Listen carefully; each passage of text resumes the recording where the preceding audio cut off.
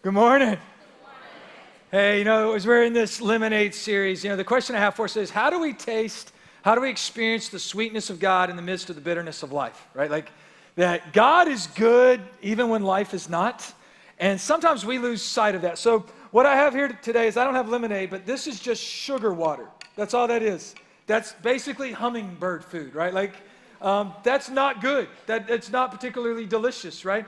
But you know what else I don't particularly like? I don't like to just, eat a lemon. How many of you are like lemon eaters? Like, go ahead and raise your hand.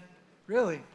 Y'all are weird. And so, but but there's this incredibly delicious thing that can be made if you get both in the mix, right? That there is like this sour and this sweet that go together. And, the truth is, life is like that.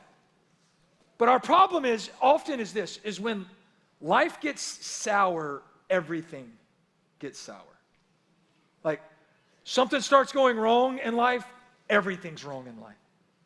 If we're not careful, we start going through some hard things and some difficult things, and we stop seeing the goodness of God, we stop seeing the grace of God, we stop seeing the love, we stop seeing the blessings, we get overwhelmed and consumed with the things that are bitter or sour. And then the other thing is, sometimes life gets good and sweet, and we just think that that's how it should always be. And we also start thinking that everybody's life is like that, obviously, right?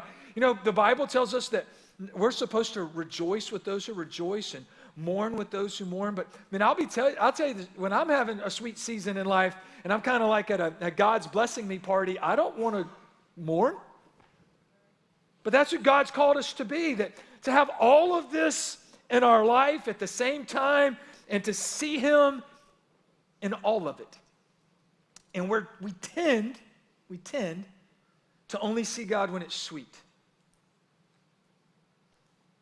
and not when it's sour. And so we're going through, in this journey through the book of Matthew, through some places and times where Jesus has to face some things that are just difficult or hard. And so today we're going to pick up back where Jonathan left off at the end of his sermon last week when he told you that he texted me about a section and I told him I was in a meeting. In Matthew chapter 14, I want to kind of just pick back up in that same story. And the story says, at that time, Herod the Tetrarch heard about the fame of Jesus, and he said to his servants, "This is John the Baptist. He has been raised from the dead. This is why these miraculous powers are at work in him." For Herod had seized John and bound him and put him in prison for the sake of Herodias, his brother Philip's wife, because John had been saying to him, "It is not lawful for you to have her." And though he wanted to put him to death, he feared the people because they held him to be a prophet. But when Herod's birthday came, the daughter of Herodias danced before the company and pleased Herod, so that he promised with an oath to give her whatever she might ask. Prompted by her mother, she said, "Give me the head of John the Baptist here on a platter." And the king was sorry, but because of his oaths and his guests, he commanded it to be given. He sent and had John beheaded in the prison, and his head was brought on a platter and given to the girl, and she brought it to her mother, and his disciples came and took the body and buried it, and they went and told Jesus. All right, now, if you don't know who John the Baptist is, Jesus and John the Baptist are relatives, right? So what we know is that Mary had a relative named Elizabeth, and Elizabeth was prophesied that she was going to give birth to the one who would come before the Messiah, proclaiming that he was coming, and that is John the Baptist. Most people believe that Elizabeth was probably Mary's cousin. The word that's used there is relative, but if she was Mary's cousin, then that would make Elizabeth Jesus' first cousin once removed, and John the Baptist his second cousin, right? So that's the relative here. But they were close enough in family that when Mary heard that Elizabeth was with child and not been able to have children, she went to see her, and they celebrated together. So what does that mean? We know that Jesus and John the Baptist knew each other, that they cared about each other, that they loved each other, that they were a part of family together. And here, Jesus, we get to see a little bit into his humanity. Because this incredible injustice is done towards John the Baptist. I mean, I don't know if you paid attention to the story, But Herod's got some issues. Like, right, he has a relationship with his brother's wife, and then his niece, I guess, comes out and dances, and it pleases him. So he's willing to give her whatever she wants. And so she asks for John the Baptist's head on a platter, and he does it. Right? And this is messed up. How unjust is this? John the Baptist would be murdered in this way. Jesus' relative, whom he loved. All right, and this is what happens next. Now, when Jesus heard this, he withdrew from there in a boat to a desolate place by himself. Like Jesus tried to get away for a moment. He just here, I just want you to stop and consider what's going on in this moment. Here's what I'm going to tell you. This is what I believe.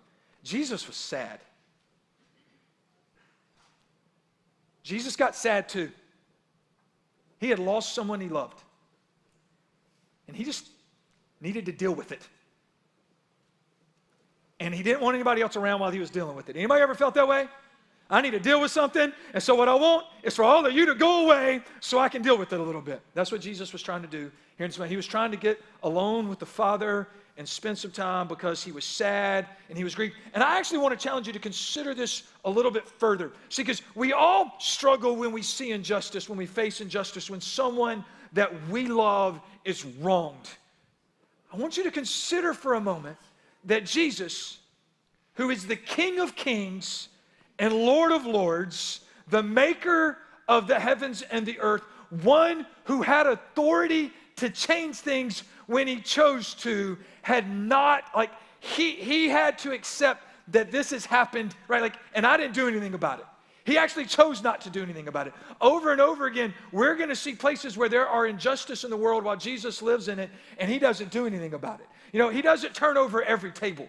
There are times he does face it and deal with it, and there's times that he doesn't. And how hard did that have to be for Jesus? We struggle when we face injustice, but most of us don't have any power or authority to do anything about it. And here's Jesus, he could. But it didn't mean he should. If he was going to do the will of the Father. Man, what an incredibly difficult moment for Jesus. So in that moment, this is what happens next.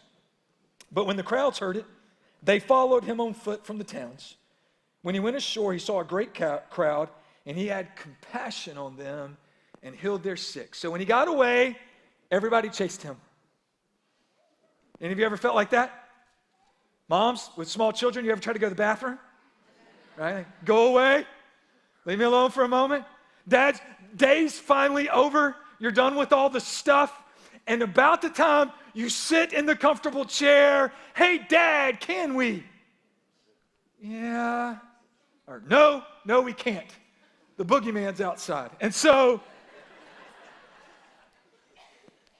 right, man, he needed some rest, but it didn't come in this moment. And actually, I want you to see something about Jesus. He still saw the people in their need, even when he was in a moment where he had need. He was still moved with compassion, even though there was hurt and pain in his own life. He goes on to say this. Now, when it was evening, the disciples came to him and said, "This is a desolate place, and the day is now over. Send the crowds away to go into the villages and buy food for themselves." But Jesus said, they need not to go away. You give them something to eat. I just stop there for a moment. You're one of the disciples. Hey, Jesus, we don't have any food. Why don't we send everybody away? You give them food. What? I think we just told you there's not any. That's a problem, right? By the way, he doesn't give them the solution to it. He doesn't tell them what he's about to do. He just says, hey, you feed them. And so they start trying to figure it out.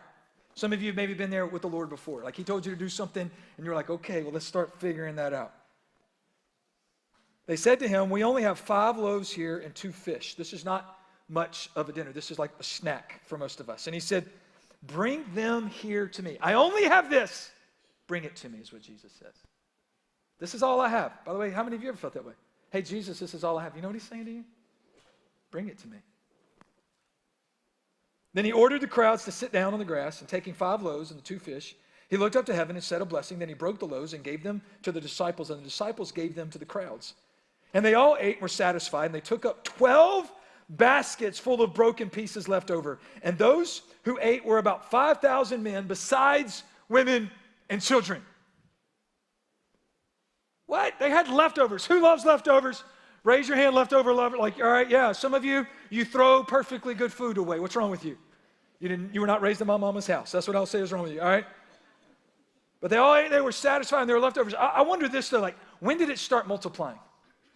Like, you ever thought about that? Like, Jesus breaks it and then hands it back to them. They're like, like to the first, here you go. Right? Like, where did the miracle happen? Well, from what we can tell, it happened along the way. All right, and then I want to jump over a little bit further down in Matthew 15, because a lot of people don't realize that there's two stories here.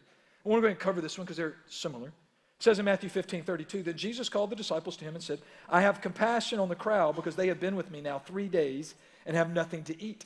And I am unwilling to send them away hungry, lest they faint on the way. And the disciples said to him, where are we going to get enough bread in such a desolate place and feed so great a crowd? Right? So it's happening again. And what I love is the disciples don't go, oh, cool. Jesus is fixing to multiply food again. They go, what are we going to do? What do we do? Man, hey, the disciples are not the only people who've seen Jesus provide and then not expected him to provide the next time.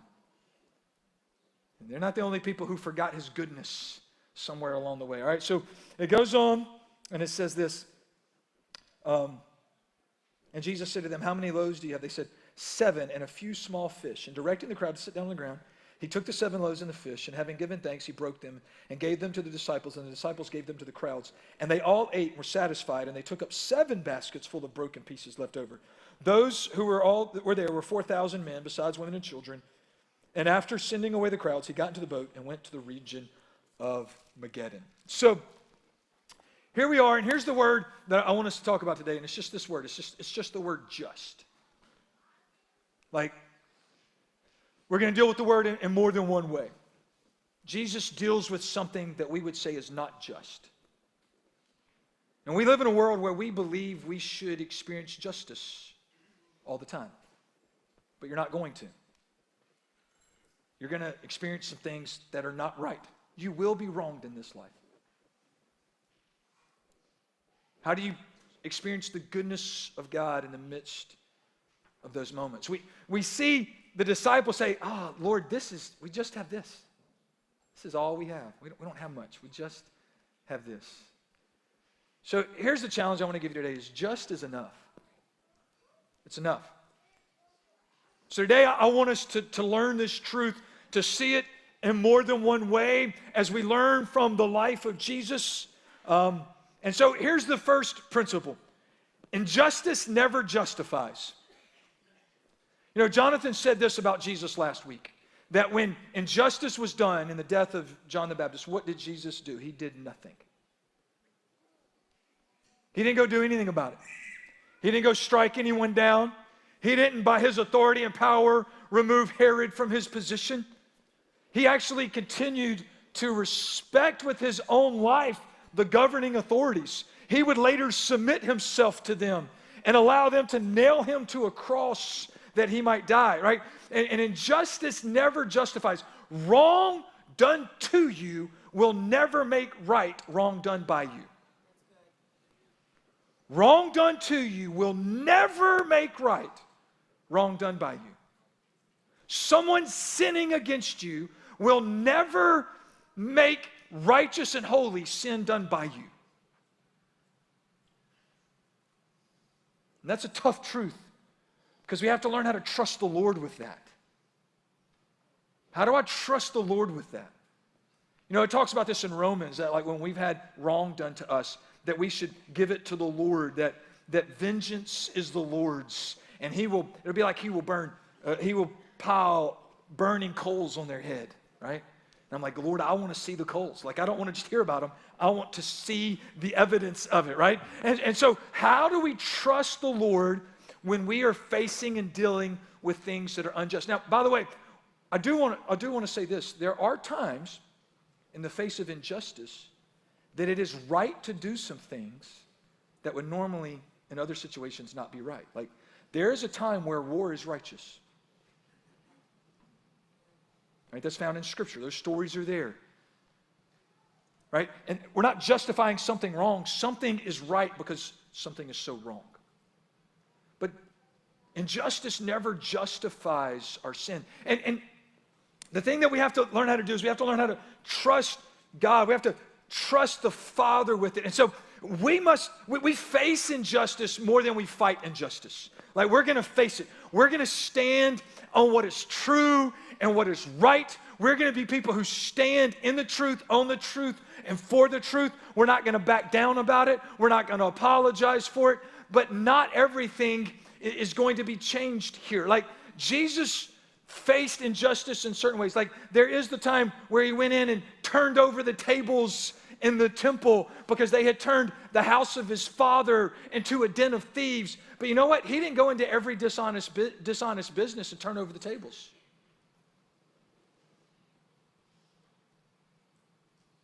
Every injustice was not changed while he was here. But we, the people of God, we're called to face that injustice, to be so distinctively different in how we live and how we treat others that we stand in absolute contrast to the world that's around us. That we're so different that those who experience injustice in this world would look at the people of God and say, that is a place where I will be loved, where I will be cared for. Those people will treat me with the love and truth of Christ. You know, it's been interesting this week to watch people be in an uproar over things that I think sometimes could just be misunderstood. Like, there's this ad that was shown during the Super Bowl this week. Maybe some of you have heard about it, right? And people are, man, there's some people really angry over this idea that he gets us. And I'm going to tell you something. He does get us. He is a high priest who has faced every temptation and knows the frailty of what it means to be tempted. But here's the problem. That is actually not the message of Jesus. It is an incomplete message. And because it is an incomplete message, it is an insufficient message. And the problem that we have is we live in a world where there's too many people who say they're following Jesus who want to present an incomplete message, which is an insufficient message. The hope of this world is not that Jesus gets us, it's that Jesus came to get us, to seek and to save what was lost.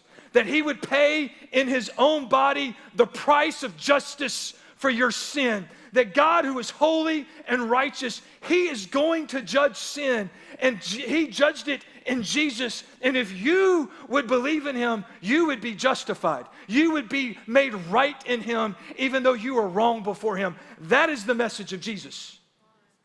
So the problem is not that it is incorrect, it is incomplete. And at some point, I will say this. If your goal is to always speak an incomplete and insufficient message of Jesus, at some point, your message of Jesus is sinful. Because you're intentionally not telling the truth. But we've been called to this mission. I'm going to tell you, you know what should be true of the church? Injustice should not exist here. We live in a world that's divided by so many things. Why does it matter in the church? Things like racial reconciliation, because we live in a world where things are broken because of sin. But amongst us, there's not supposed to be barbarian, Scythian, slave, or free. We are one in Christ, and it should matter. It has always been sinful for the church when it didn't look like what God designed it to be. It should matter here. Because we face this injustice, but that's not our fight. We're not going to change all those things in this world. Jesus didn't change all those things in this world. But one day he will change everything and he will bring it to perfection. But that's not going to be today. Well, it could be today. Let me get that right. It wasn't yesterday. All right, I know that much. It wasn't yesterday. But it might be today. Are you ready? The other thing that we see is Jesus, man, he's tired, he's sad. He just wants to get alone with God. And then nobody will leave him alone. Weariness never justifies unfaithfulness. It doesn't. Being tired does not justify us being unloving. are unkind, are uncaring. We cannot justify a lack of compassion because we didn't get a good night's sleep. Like we're called to be something and to live something out, even in the midst of the struggles of life, because compassion is a condition of heart, not a circumstance of life. It's who we are by the power of God who lives in us, that the same power that is in Christ now lives in us. And if he had the power and the ability, he can give it to us. Now, I do want to speak something very clearly. Jesus looked for an opportunity to get some rest, to get some solace, to find some time and some place with Jesus. And that's a good thing. It's a good thing. You need to learn how to do that in your life. Jesus did it all the time, but he didn't get to do it when he wanted to. Now, I will say this. After he feeds the 5,000, he gets some time alone with the Father. And he does it by spending some time with him in the middle of the night and then walking across water. You're probably not going to accomplish that, all right? But that's how he does it. But here's what I'm going to tell you real quickly about what it means to not grow weary in well-doing. The answer is not to stop serving. It's to start Sabbathing. Jesus told you you needed rest. He commanded it of you.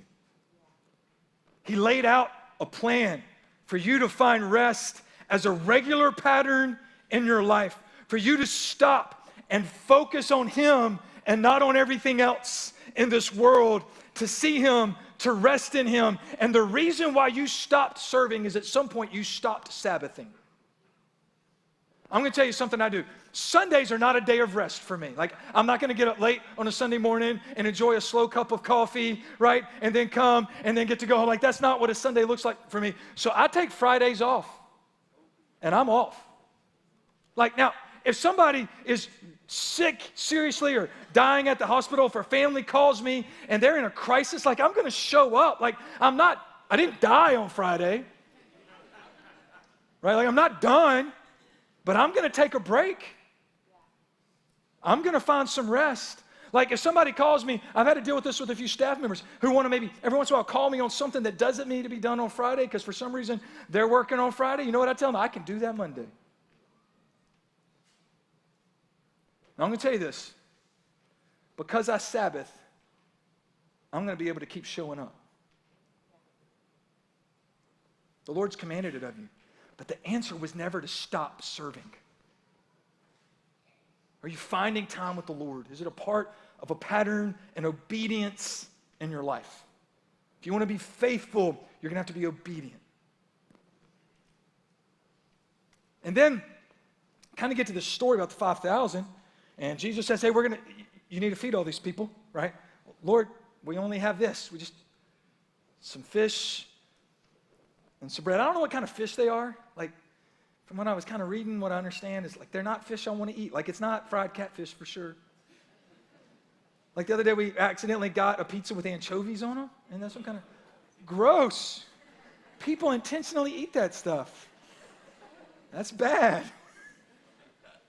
I threw the pizza away, right? Like somebody go, oh, I would have eaten that leftover. I wouldn't have watched you. And but here's the thing is, just bring to Jesus just what you have. Just bring to Jesus just what you have. Jesus has not asked you to bring him more than he gave you to bring to him. But he has demanded that you bring everything to him. Everything. Just bring to Jesus just what you have. And see what he'll do. See, because you're going to say, well, it's not enough. I don't know if it's going to be sufficient.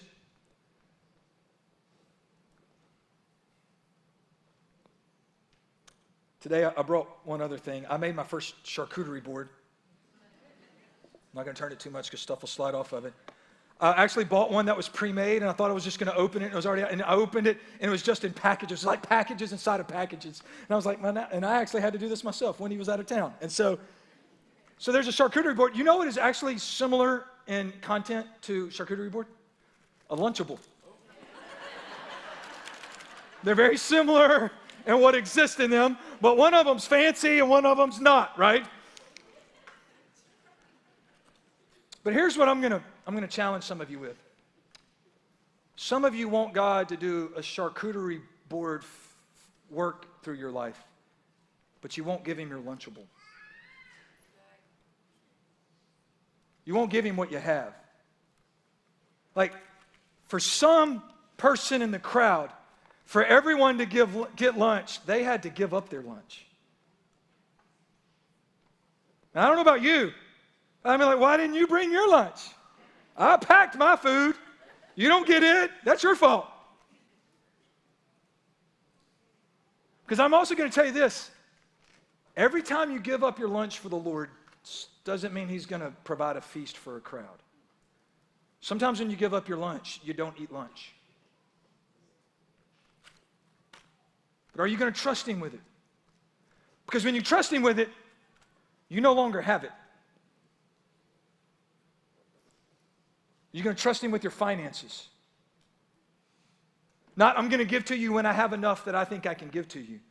Not that I'm going to invest in your kingdom when I have extra and plenty so I can invest in your kingdom. It's going to cost me something. But you're worthy of the honor. I'm not going to just give time and service to the Lord when I have some extra time. It's going to cost me some time. I would have been doing some other things that maybe even need to get done. I'm going to give energy to the cause of Christ, even when it cost me some energy that I would have used on something else needed. See, what we just have is just what Jesus desires. Are you willing to trust him with it? If you want to see God do what only God can do, then you need to give to God what only you have.